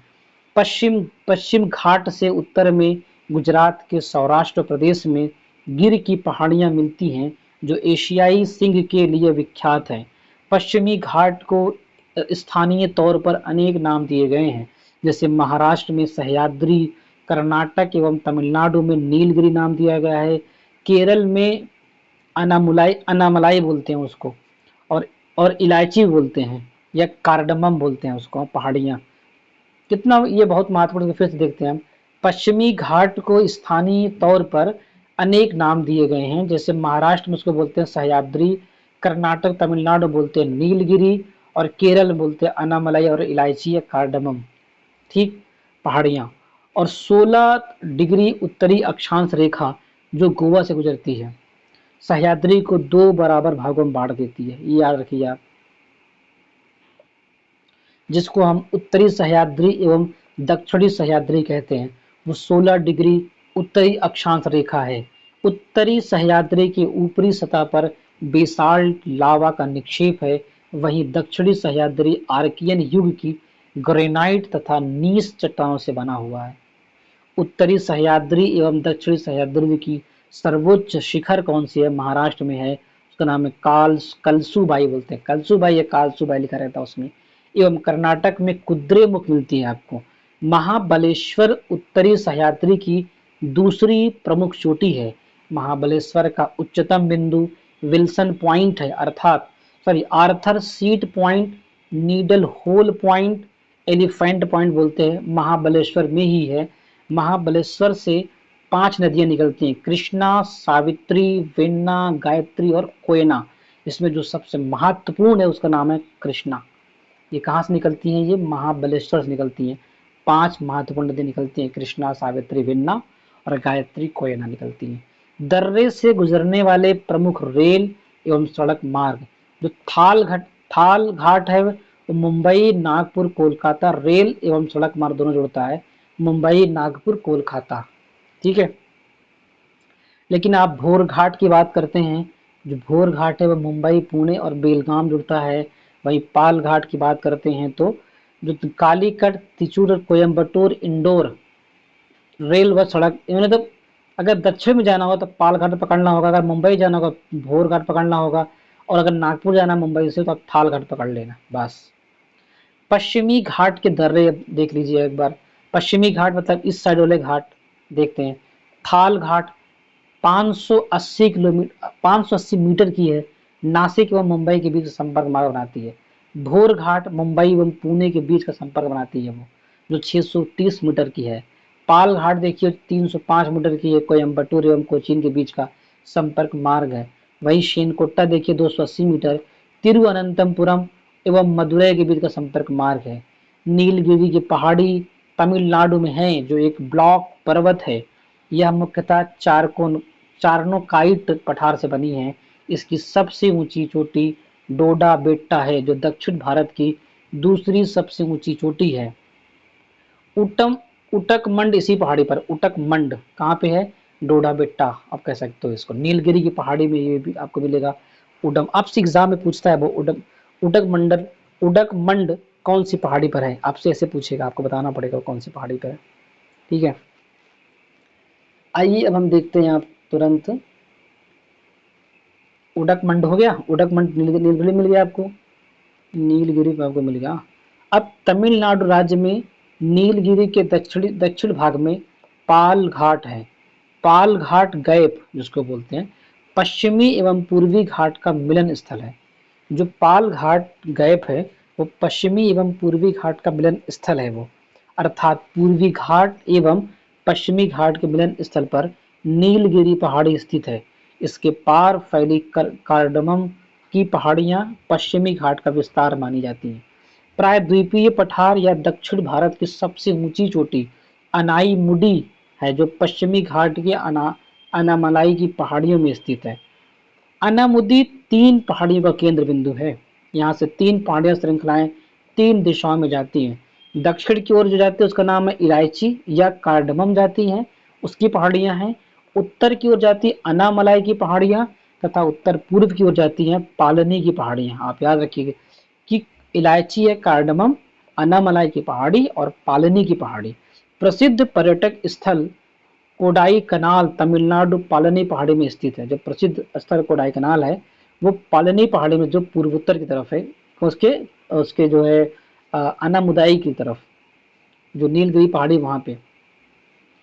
एक है शेवराय पहाड़ियां तमिलनाडु राज्य के सलेम में अवस्थित है। शेवराय पहाड़ी कहाँ पे है, तमिलनाडु के सवेल में, तमिलनाडु के सलेम में अवस्थित है। ठीक है, अनामुदी की 3 पहाड़ियां इलायची, अन्नामलाई और पालनी, और शेवराय पहाड़ियां तमिलनाडु के राज्य सलेम में अवस्थित है। भारत के पश्चिमी तट को निम्न भागों में बांटा गया है। जो पश्चिमी तट है भारत का उसको, जब आप गुजरात से लेकर के गोवा तक जाते हैं तटीय क्षेत्र के साथ, तो उसको बोलते हैं कोंकण तट। गुजरात से गोवा तक कोंकण तट। गोवा से कर्नाटक के मैंगलुरु तक जाएंगे आप तो मिलेगा आपको केंद्रा तट मिलेगा। जब मंगलुरु से कन्याकुमारी तक आप जाएंगे तो आपको मालाबार तट मिलेगा। तो कोंकण, केंद्रा और मालाबार। कोंकण गुजरात से निकल के गोवा तक, गोवा से जाते हैं मंगलुरु तो केंद्रा मिलती है, और मंगलुरु से चलते हैं कन्याकुमारी तक तो आपको मालाबार तट मिलता है। भारत के पश्चिमी तट पर स्थित प्रमुख बंदरगाह कांडला बंदरगाह गुजरात में है। मुंबई बंदरगाह जो है महाराष्ट्र में है। मरमा गोवा बंदरगाह जो है गोवा में, मरगमा गोवा, और मंगलुरु जो है कर्नाटक में, और कोच्चि जो है केरल में, निहावा शोवा जो है महाराष्ट्र में। बहुत ही महत्वपूर्ण बंदरगाह है ये, एग्जाम में खूब पूछता भी है। सालसेट द्वीप पर स्थित मुंबई भारत का सबसे बड़ा बंदरगाह है, जो सालसेट द्वीप पर स्थित है। यानी जो मुंबई अवस्थित है ना, सालसेट द्वीप पर अवस्थित है। मालाबार तट पर अनेक पश्च जल हैं, जिसे स्थानीय भाषा में कयाल कहते हैं। कयाल मछली पकड़ने और अंतःस्थलीय नौकायन के लिए प्रयोग किया जाता है और पर्यटकों के लिए विशेष आकर्षण का केंद्र है। केरल में हर वर्ष प्रसिद्ध नेहरू ट्रॉफी वलाम काली नौका दौड़ का आयोजन पुन्नामदा कयाल में किया जाता है, जो केरल में होता है, हर वर्ष होता है। ये नेहरू ट्रॉफी वलाम काली है ये। पूर्वी घाट उत्तर में महानदी से दक्षिण में वैगई नदी तक 1131 किलोमीटर तक फैला हुआ है, उसका नाम है पूर्वी घाट। इस साइड में, इस साइड जो होता है पूर्वी घाट, जो महानदी उड़ीसा से लेकर, यहाँ उड़ीसा है, यहाँ से लेकर के बैठती है कहाँ तक, वैगई नदी तमिलनाडु तक, ऐसे करके। यह उड़ीसा, आंध्र प्रदेश, तेलंगाना, कर्नाटक और तमिलनाडु से होकर गुजरती है, यानी 5 राज्यों से। उड़ीसा, तमिलनाडु, कर्नाटक, तेलंगाना, आंध्र प्रदेश। यह पश्चिमी घाट पर्वत से कम ऊंचा है। इसके अंतर्गत, यानी किसके अंतर्गत, पूर्वी घाट के अंतर्गत उड़ीसा का महेंद्रगिरी पर्वत, आंध्र प्रदेश का नलामलाई पर्वत और पालकुंडा, वेलिकुंडा तथा तमिलनाडु का पचामलाई व शिवराय की पहाड़ियां अवस्थित है वहां पे। आप देखिए पूर्वी घाट सतत रूप में नहीं है, और महानदी गोदावरी, कृष्णा और कावेरी नदियों द्वारा अपर्दित है। इसका निर्माण कैम्ब्रियन काल में वलित पर्वत के रूप में कुडप्पा भूसुनति के आधार पर हुआ है। पूर्वी घाट की सबसे ऊंची चोटी जिंडागड़ा है, 1690 मीटर। जो विशाखापट्टनम आंध्र प्रदेश में है। इसकी दूसरी सबसे ऊंची चोटी आंध्र प्रदेश राज्य के अरमाकोंडा में है, जबकि तीसरी चोटी सबसे ऊंची चोटी उड़ीसा में महेंद्रगिरी है की चोटी किधर है, सब पूर्वी घाट की है। महेंद्रगिरी सबसे ऊंची चोटी है, 1501 मीटर की है। कुछ स्रोतों में महेंद्रगिरी को ही सबसे ऊंचा शिखर बताया गया है। तमिलनाडु के जवाड़ी पहाड़ियों के दक्षिण पूर्वी ढलान पर चंदन के जंगल हैं। कावेरी एवं पेन्नार नदी के बीच में जो तमिलनाडु के जवाई पहाड़ों के दक्षिण में देखोगे तो वहां पे आपको चंदन के जंगल मिलेंगे, कावेरी एवं पेन्नार नदी के बीच में। पूर्वी घाट के कांटेदार झाड़ियों से ढके क्षेत्रों में दुर्लभ प्रजातियों के पक्षी जेरडन कोरसर पाई जाती है। आंध्र प्रदेश के क्षेत्र में है ये। पूर्वी घाट में कोयले की खदानें ज्यादा मिलती हैं। पूर्वी घाट के में जो कोयले की खदान ज्यादा, ये बहुत महत्वपूर्ण है, आप इसको याद रखिए, ये भी एग्जाम में पूछे जा सकते हैं। जावड़ी और शिवराय पहाड़ियों के आगे पूर्वी घाट पश्चिमी घाट में विलीन हो जाती है। भारत के पूर्वी समुद्री तट को निम्न भागों में बांटा गया है। एक है कन्याकुमारी से कृष्णा डेल्टा तक का, जो है उसको बोलते हैं कोरोमंडल तट बोलते हैं। जो कृष्णा डेल्टा से गोदावरी तट के बीच में है वो गोलकुंडा तट है। एक गोदावरी डेल्टा से लेकर के उत्तरी तटीय भाग जो है वो उत्तरी सरकार है।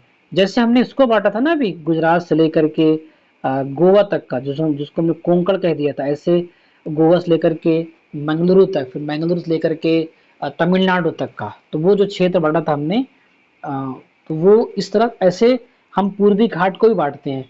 तो कोरोमंडल तट कन्याकुमारी, यहाँ कोरोमंडल तट, फिर ये गोलकुंडा तट, फिर यहाँ पे उत्तरी सरकार, गोदावरी से लेकर के उत्तरी तटीय भाग तक कहलाता है, इसलिए इसको ऐसा बांटा जाता है।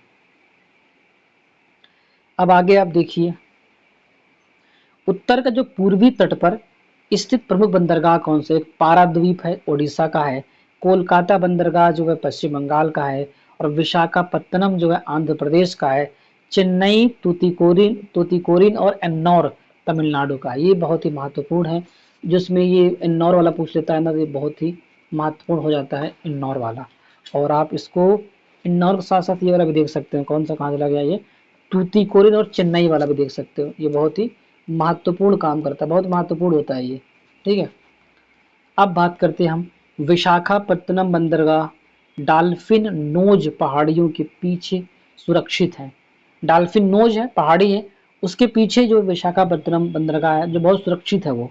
पूर्वी तट पर स्थित लैगून पुलिकट है, लैगून है, चिल्का है, मतलब झीलें हैं। लैगून मतलब ये होता है कि अगर एक नदी से बह रही है, ऐसे बह रही है, तो ऐसे नदी से बहती है ऐसे करके, तो पानी तेज हुआ तो नदी ऐसे हो गई, ऐसे बहने लगी, और तेज हुआ ऐसे हो गई।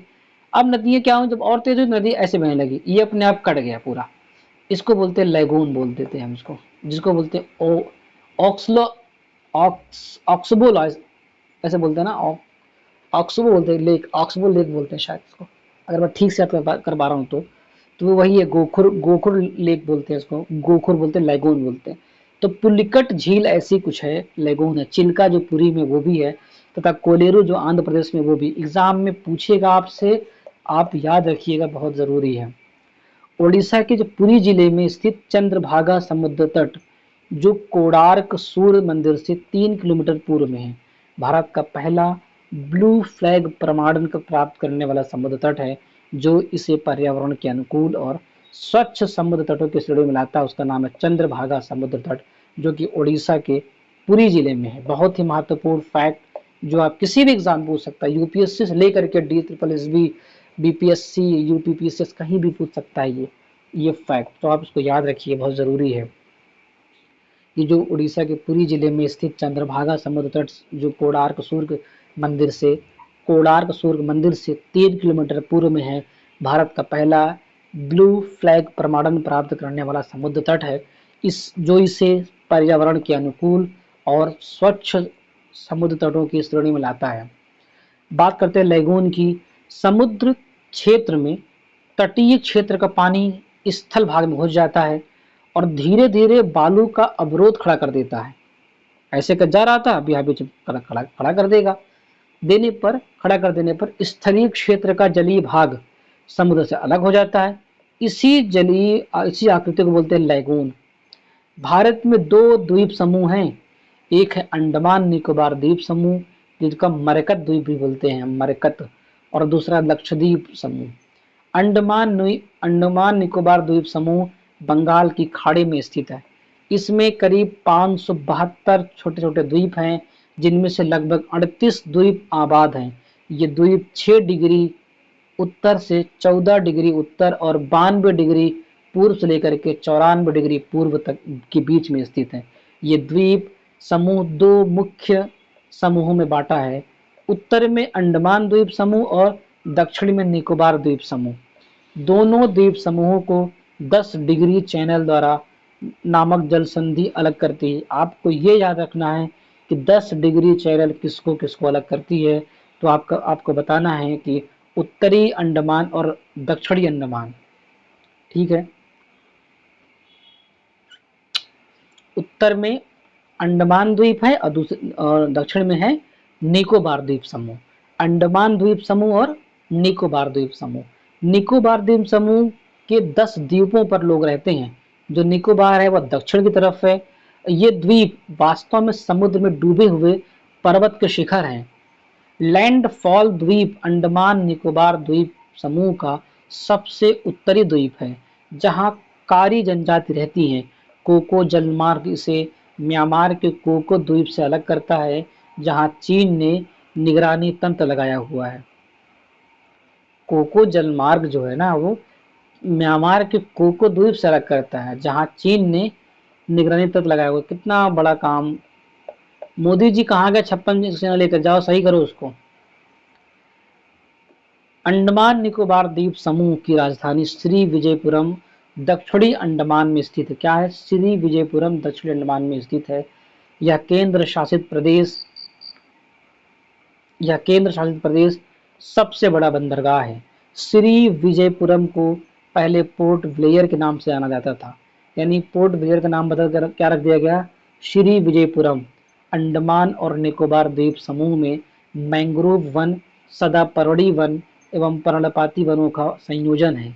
अंडमान निकोबार द्वीप समूह की सबसे ऊंची पर्वत चोटी सैडल पीक है, उत्तरी अंडमान में अवस्थित है।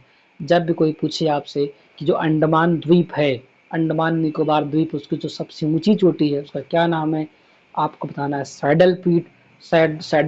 और सैडल पीक कहाँ पे? उत्तरी अंडमान कह सकते हो या अंडमान में कह सकते हो, ये वहां पे अवस्थित है। अंडमान व निकोबार के पर्वत शिखर क्या है? एक है सैडल पीक जो उत्तरी अंडमान में है, लगभग 738 मीटर की ऊंचाई रखती है ये। वहीं पे है माउंट थ्विलर जो ग्रेट निकोबार में 642 मीटर की है। माउंट डियोवाली जो है मध्य अंडमान में है, और माउंट कोयोबो जो है दक्षिणी अंडमान में है, और माउंट मणिपुर जो है वो दक्षिणी अंडमान में है यो, ठीक है। माउंट हैरियट नाम अक्टूबर 2021 में बदल करके माउंट मणिपुर रख दिया गया, जिसका नाम माउंट हैरियट था पहले इसका, जो दक्षिणी अंडमान में था। Mount Harriet to Mount Manipur, October 2021। Cellular Jail जिसे काला पानी के नाम से भी जाना जाता है, श्री विजयपुरम में स्थित है। श्री विजयपुरम का पुराना नाम क्या था? Port Blair. इसका निर्माण अंग्रेजों ने 1896 से 1906 के बीच भारतीय स्वतंत्रता सेनानियों और राजनीतिक कैदियों को कठोर सजा देने के लिए किया था, लेकिन वो फेल हो गया। दिया तो था, ठीक है, कुछ लोग भाग गए, कुछ लोग तो जनरल को ही मार दिया था वहां पे। अंडमान व निकोबार द्वीप समूह के हैवलॉक द्वीप का 2018 में नाम बदलकर स्वराज द्वीप रख दिया गया। किसका नाम? हैवलॉक द्वीप का जो नाम था 2018 में इन्होंने स्वराज द्वीप रखा, जो सुभाष चंद्र बोस और भारत के स्वतंत्रता संग्राम में उनके योगदान को सम्मान देने के लिए किया गया था। कुछ अन्य द्वीप जिनके नाम बदले गए हैं: रॉस द्वीप समूह नेताजी सुभाष चंद्र बोस, बील द्वीप समूह जो है शहीदी द्वीप कहते हैं। जनवरी 2023 में अंडमान निकोबार द्वीप समूह के 21 सबसे बड़े अनाम द्वीपों का नाम 21 परमवीर चक्र विजेताओं के नाम पर रखा गया है। 21 परमवीर चक्र विजेताओं के नाम पर रख दिया गया है, जो जिसके नाम अनाम थे, जिसका नाम रखा नहीं गया था उसको। कब रखा है? जनवरी 2023 में। नेल्लोर के जो निकट आप देखोगे श्री हरिकोटा प्रवाल निर्मित द्वीप है। पुलिकट झील इसी द्वीप के द्वीप द्वारा समुद्र से विलग है। यहाँ भारतीय अंतरिक्ष अनुसंधान संगठन का उपग्रह प्रक्षेपण केंद्र है, उसका नाम है, वो क्या नाम कहा था, श्री हरिकोटा है, जो नेल्लौर के निकट में है। ठीक है, आइए कुछ हम बात करते हैं जन अंतराल की। ये नाम है और ये अवस्थिति है। आपको पता है 10 डिग्री चैनल कहाँ पे है? अंडमान और निकोबार को अलग करती है। तो 10 के बाद 9 आता है, 9 उससे पहले 9 आता है, जो कवरत्ती और मिनिकॉय को अलग करती है। और 8 डिग्री चैनल जो मालदीव और मिनिकॉय को अलग करती है। बहुत पूछता है क्वेश्चन ये एग्जाम में, आप इसको याद रखिएगा। ग्रैंड चैनल जो है ना वो सुमात्रा इंडोनेशिया में है और निकोबार के मध्य। और पाक स्ट्रेट आपको पता ही है, पहले बता चुका हूँ, तमिलनाडु और श्रीलंका के मध्य में है। डंकन पास बोलते हैं दक्षिण अंडमान एवं लघु अंडमान के मध्य में। कोको स्ट्रेट की बात करिए, कोको द्वीप म्यांमार और उत्तरी अंडमान के मध्य में है। सॉरी। पाक खाड़ी जो है वो तमिलनाडु और श्रीलंका के मध्य में है। और वहीं मन्नार की खाड़ी जो है दक्षिण पूर्व तमिलनाडु और श्रीलंका के मध्य में है। ठीक है, और लक्षद्वीप सागर लक्षद्वीप और मालाबार तट के मध्य में है। ठीक, इतना पढ़ने के बाद अब आप एक काम कर दीजिए, थोड़ा सा आप रिलैक्स करिए और वीडियो को पॉज करिए और चैनल को सब्सक्राइब करिए थोड़ा सा। उसके बाद कुछ कमेंट करिए, जो पूछना उसको पूछिए, उसके बाद आप फिर से वापस आइएगा। ठीक है, तो चलिए, मुझे पूरा भरोसा आप ऐसा कर लिया होगा और मैं आपको फिर से पढ़ाता हूँ। सेतु समुद्रम परियोजना मन्नार की खाड़ी को पाक खाड़ी से जोड़ती है। सेतु समुद्रम परियोजना जो है ना वो मन्नार की खाड़ी से पाक खाड़ी को जोड़ती है। और व्हीलर द्वीप उड़ीसा के तट पर ब्राह्मणी नदी के मुहाने पर स्थित है। यहाँ भारत अपने मिसाइल का परीक्षण करता है। वर्तमान में इस द्वीप का नाम क्या रख दिया गया है? अबुल कलाम द्वीप। उड़ीसा के तट पर ये वाला व्हीलर द्वीप है। अभी नेल्लौर के तट पर देखा था हमने क्या? श्रीहरिकोटा देखा था। और यहाँ पे जो व्हीलर द्वीप है वो उड़ीसा के पास में है और ये अबुल कलाम द्वीप है।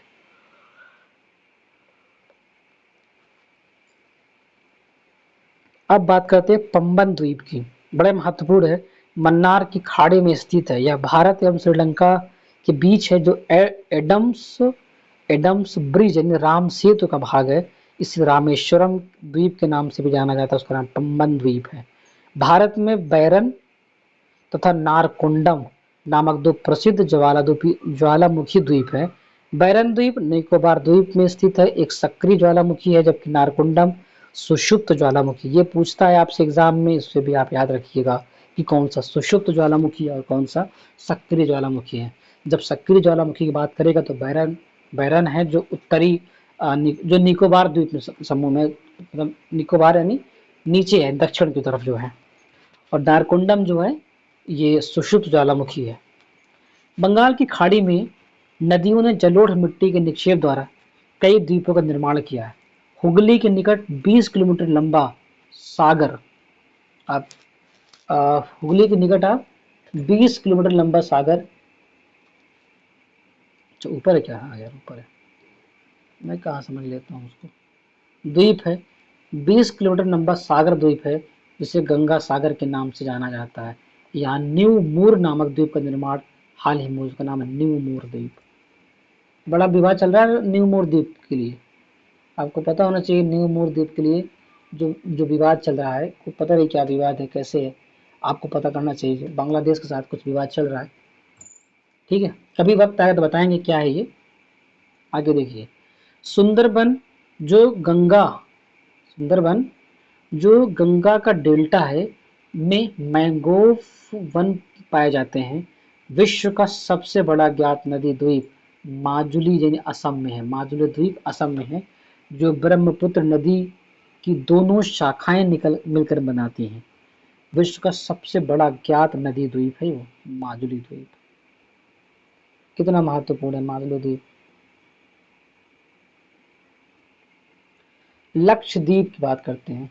लक्षद्वीप समूह अरब सागर में स्थित है। इसमें कुल 36 द्वीप हैं। इसमें अब लक्षद्वीप की बात है ना, लक्षद्वीप की बात आ गई। अच्छा आप बताओ, अंडमान निकोबार द्वीप में कितने समूह थे, कितने द्वीप थे, आपको ये बताना पड़ेगा। लगभग 500 मैं हिट कर दिया हूँ, आप बताइए इसको कि 200,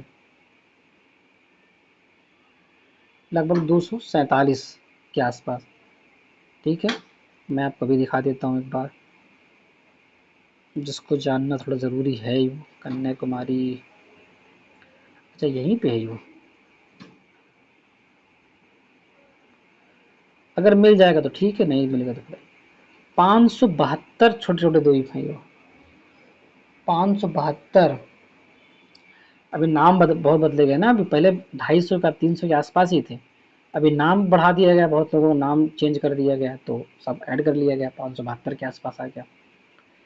और जो लक्षद्वीप की अगर बात करोगे आप, तो इसमें लगभग 36, कुल 36 द्वीप हैं, केवल 11 द्वीप पर ही आबादी है। और द्वीप 8 डिग्री उत्तर से 12 डिग्री उत्तर और 71 डिग्री पूर्व से 74 डिग्री पूर्व के बीच खड़े हैं।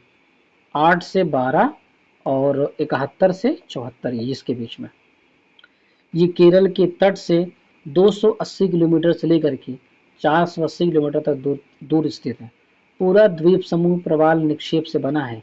इस द्वीप समूह पर तूफान निर्मित पुलिन है, जिस पर आबद्ध गुटिकाएं, छोटी छोटी गोल या अंडाकार कंकड़, शिंगिल समुद्री लहरों से घिसकर चिकनी गोल या अंडाकार पत्थर, गोलाश्मिकाएं, बड़े आकार के गोल पत्थर पाए जाते हैं। पुलिन का आकार अर्धचंद्राकार होता है, जो समुद्र के किनारे पानी के पीछे जाने से बनता है। पिटली द्वीप, जहाँ मनुष्य का निवास नहीं है, वहाँ एक पक्षी अभ्यारण्य है। अगाती, अच्छा ये पूछेगा आपसे, हाँ ये कौन सा पिटली द्वीप पूछेगा, पिटली द्वीप, ये बताओ कहाँ पे है, आप तुरंत समझ जाना कि ये बात कर रहा है लक्षद्वीप की बात कर रहा है, लक्षद्वीप समूह की बात कर रहा है। और वहाँ पे कोई मानव निवास नहीं है, वहाँ पक्षी अभ्यारण्य बना हुआ है, पिटली पिटली पक्षी अभ्यारण्य।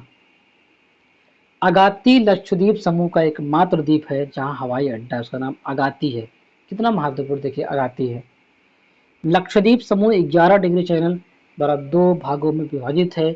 उत्तर में है अमीनी द्वीप और दक्षिण में कन्नानोरे द्वीप, अमीनी और कन्नानोरे। इसको बांट रहा कौन है, 11 डिग्री चैनल। लक्षद्वीप समूह के सभी द्वीपों पर मलयालम भाषा बोली जाती है। मिनिकॉय द्वीप एकमात्र अपवाद है जहाँ महल भाषा बोली जाती है, उसका नाम मिनिकॉय द्वीप है। महल देवही लिपि में लिखी जाती है, जो मूलतः मालदीव की भाषा है। भारत के प्रवाल भित्ति क्षेत्र मन्नार की खाड़ी, कच्छ की खाड़ी, अंडमान एवं निकोबार द्वीप समूह एवं लक्षद्वीप में सीमित है।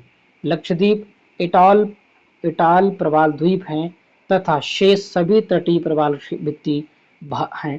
भारतीय भित्तियों का निर्माण जो है ना, प्रवाल भित्तियों का निर्माण सागरीय जीव मूंगा के अवशेषों के समेकन तथा संयोजन द्वारा होता है। मूंगा जो है उष्णकटिबंधीय महासागरों में पाए जाते हैं तथा चूने पर निर्वाह करते हैं। ये समझ रहे हैं आप, चूने पर इसका निर्वाह होता है। और अब जो आता है थोड़ा सा महत्वपूर्ण चीजें अभी आएंगी आपके सामने, जो लगभग 31 घाटियों के बारे में है, आपको जानना जरूरी है। प्रमुख घाटियां कौन कौन सी है भारत की प्रमुख घाटियां।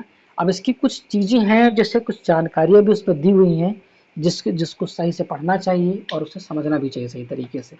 ठीक है, आइए बात करते हैं हम घाटियों की। कांगड़ा घाटी की बात करते हैं। कांगड़ा घाटी की, यह जो है हिमाचल प्रदेश में है और धर्मशाला जो इसी घाटी में स्थित है, कांगड़ा में ही धर्मशाला स्थित है। फिर हम बात करते हैं चंबा देवी की, चंबा घाटी की, सॉरी चंबा घाटी कहाँ पे, हिमाचल प्रदेश में। अभी हिमाचल प्रदेश की घाटी पढ़ते हैं, हाँ हिमाचल प्रदेश की घाटी पढ़ते हैं।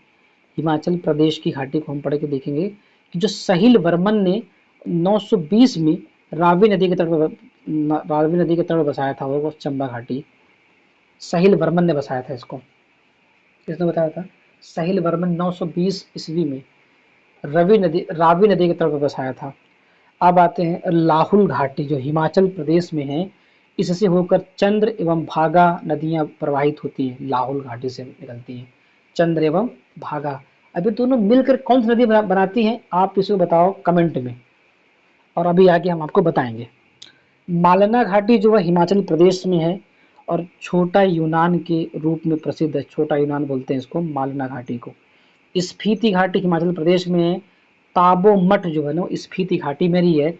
इसे लामाओं की भूमि कहा जाता है। यह भारत की सबसे लंबी घाटी है स्फीति घाटी। ताबो मठ और लामाओं की भूमि, भारत की सबसे लंबी घाटी, उसका नाम स्फीति घाटी है। एक आती है पांगी घाटी, वो भी हिमाचल में ही मिलेगी आपको। पंगवाल और भोटिया लोगों का निवास स्थल है पांगी घाटी। कुल्लू घाटी जो हिमाचल प्रदेश में है, ब्यास नदी यहाँ बहती है। कुल्लू घाटी में ब्यास नदी बहती है। और हम देखते हैं कि सांगला घाटी, सांगला घाटी कहाँ पे, हिमाचल प्रदेश में है। इसमें इसमें इसे जो है बास्पा घाटी भी कहते हैं। कौन सा घाटी कहते हैं, बास्पा घाटी से बोलते हैं। उसके बाद आते हैं पार्वती घाटी, हिमाचल में है। कुल्लू में ब्यास एवं पार्वती नदी के संगम पर स्थित है। जब आप कुल्लू में जाएंगे तो वहाँ ब्यास एवं पार्वती नदी के जो संगम है वहाँ पे पार्वती घाटी है। और मनीरन गर्म जल फव्वारा बोलते हैं।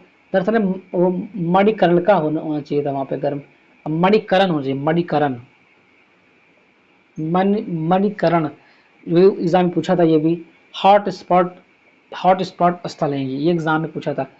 और किन्नौर घाटी आप देखो तो हिमाचल प्रदेश में है। सेब उत्पादन के लिए बहुत प्रसिद्ध है किन्नौर घाटी।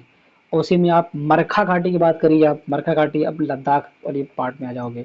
मरखा घाटी कहाँ पर, लद्दाख में, जहाँ पे हिमिस नेशनल पार्क को मार्ग प्रदान करता है। हिमिस नेशनल पार्क को, यानी मरखा घाटी से आप आगे बढ़ जाओगे हिमिस नेशनल पार्क में। अब बात करिए नुब्रा घाटी जो लद्दाख में, सियाचिन हिमनद से निकलने वाली नुब्रा नदी का उद्गम क्षेत्र है। सियाचिन हिमनद से निकलती है, यानी सियाचिन भी कहाँ पे है, नुब्रा घाटी में है।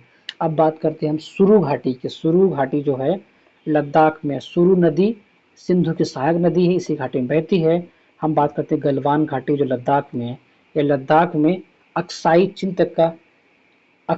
चिन का जो है ना वो विस्तार है। ये लद्दाख और अक्साई चिन तक आप बीच में उसके बीच विस्तार पूरा देखेंगे। कौन सा देखेंगे आप उसको, गलवान की घाटी देखेंगे आप। आगे 15 नंबर हम देखते हैं दून की घाटी या दून घाटी बोलते हैं। उत्तराखंड में इसकी विशेष दर्ज नहीं दिया हुआ है। और जोहार घाटी उसके बाद है जो उत्तराखंड में है, या जो लद्दाख एवं अक्साई चिन के तक विस्तृत है। हम बात करते हैं फूलों की घाटी जो उत्तराखंड में है। यहाँ ऋषि गंगा नदी बहती है। इसे 2005 में यूनेस्को के विश्व विरासत स्थल में शामिल किया गया है। हम बात करते हैं सोर घाटी की। किसकी बात करेंगे हम बात करेंगे सोर घाटी की बात करते हैं।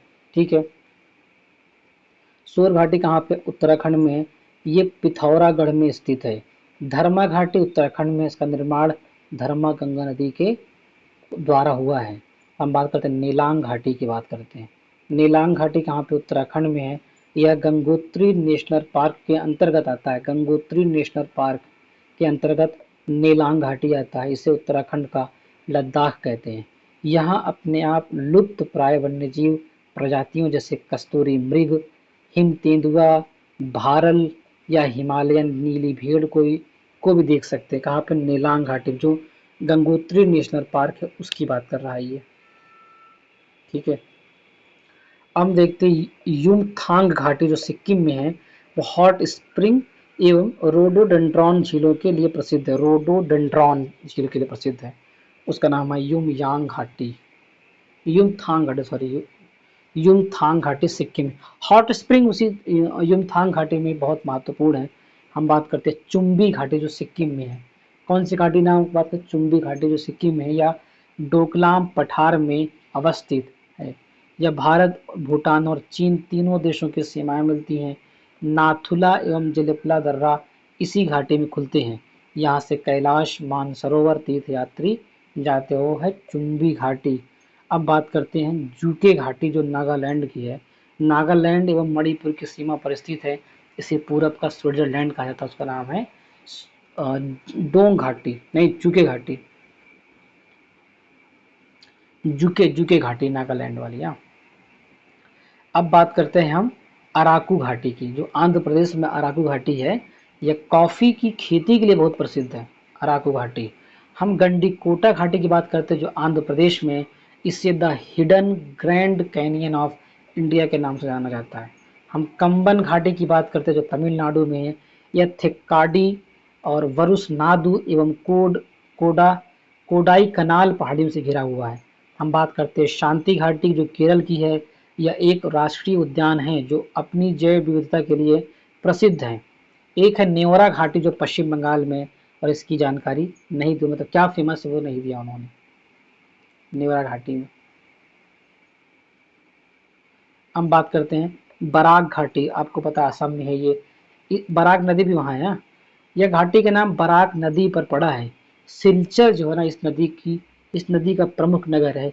यह क्षेत्र चाय की खेती के लिए प्रसिद्ध है। हम बात करते हैं कश्मीर घाटी की जो जम्मू कश्मीर में है, इसे भारत का स्विट्जरलैंड कहा जाता है। यहाँ के बेरीनाग झील से झीलम नदी निकलती है। कितना महत्वपूर्ण फैक्ट है, इसको आप लिखिए इसको कि बेरीनाग झील, झीलम नदी, जम्मू कश्मीर, कश्मीर घाटी और भारत का स्विट्जरलैंड। अब बात करते हैं डोंग घाटी की जो अरुणाचल प्रदेश में है। भारत में सूर्योदय सबसे पहले यहीं होता है, डोंग घाटी यानी अरुणाचल में होता है। अब जो सबसे महत्वपूर्ण है फैक्ट वो है भारत की नदियाँ। क्या हैं? भारत की नदियाँ हैं, उसको पढ़ना बहुत ज़रूरी है। इसकी जो जानकारी दी हुई है, बहुत सी नदियाँ हैं भारत की, एक एक नदियाँ पढ़ते हैं सही तरीके से और एक एक समझने की कोशिश करते हैं, अच्छे समझते हैं, ठीक है। खूब मन लगा के पढ़ेंगे और खूब अच्छे से पढ़ेंगे। एक काम करते हैं, इसको हम ना अलग वीडियो आपको प्रोवाइड करते हैं, क्योंकि नदियाँ हैं तो बहुत इंपॉर्टेंट है और अभी तक आप थक भी गए होंगे। और चलिए वीडियो को जो है लाइक सब्सक्राइब करके और उसको आगे बढ़ जाइए आप लोग। अगली वीडियो में आपको देंगे भरत नदियों के बारे में, ठीक है। धन्यवाद, तब फिर दोबारा मिलते हैं आपसे।